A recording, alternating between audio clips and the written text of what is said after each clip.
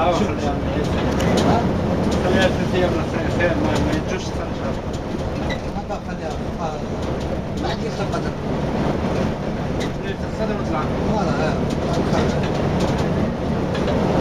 لا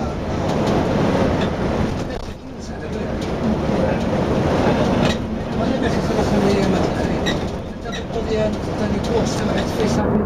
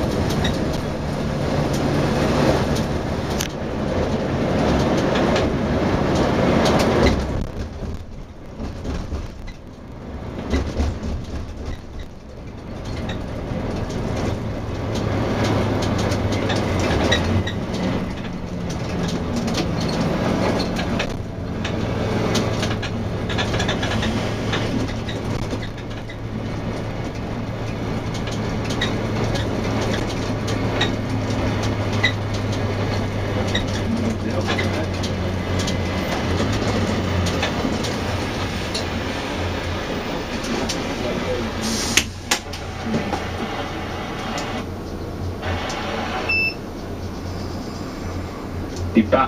Mais c'est quoi? C'est les humoristes? C'est les... Non, je parle pas des mais je parle de certains. Non, je parle de certains créateurs de banlieue, des gens qui, ou des auteurs un peu trash, ou des gens qui écrivaient de manière un peu des petits-fils des dadaïstes, etc. Ça rentrait pas dans la culture d'un grande autoroute culturelle où il faut quand même avoir des règles, etc. Et je pense que tout ça est en train de craquer, ça s'ouvre, et que beaucoup de jeunes sont beaucoup plus dans la culture qu'on ne François de Closet. Il est sûr qu'à l'heure actuelle, il est complètement je pense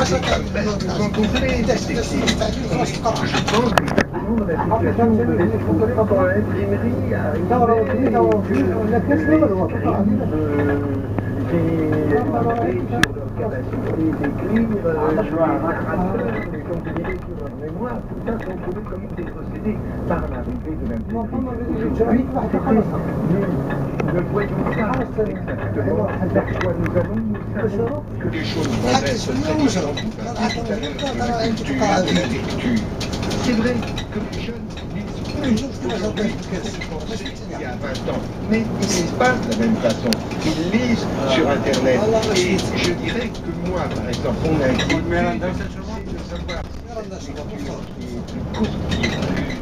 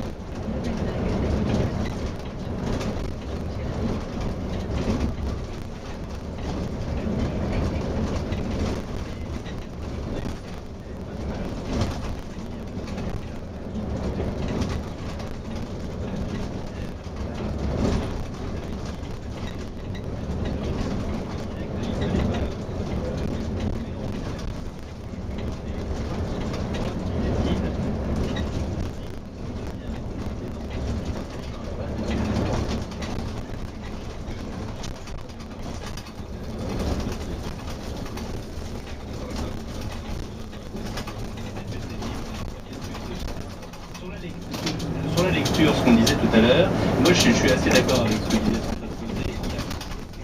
Est-ce qu'on lit la même chose que l'on... Ah oui.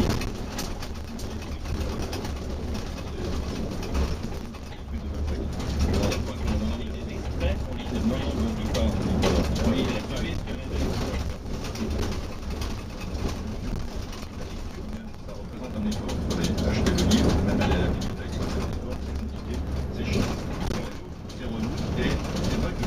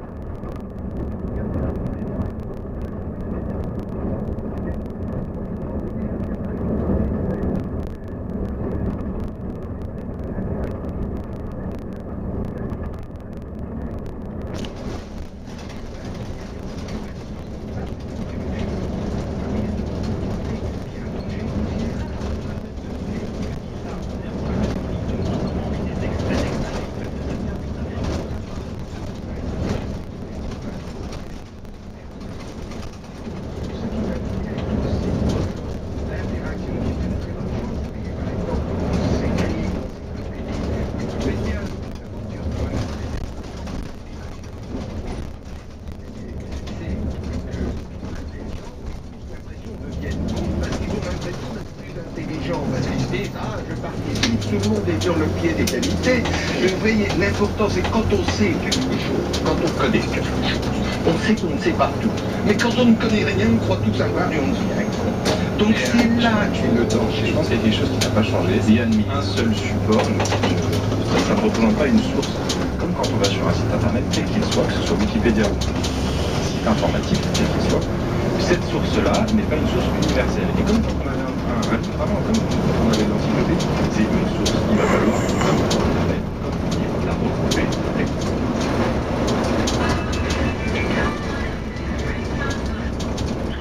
C'est quelqu'un qui est très intelligent aussi.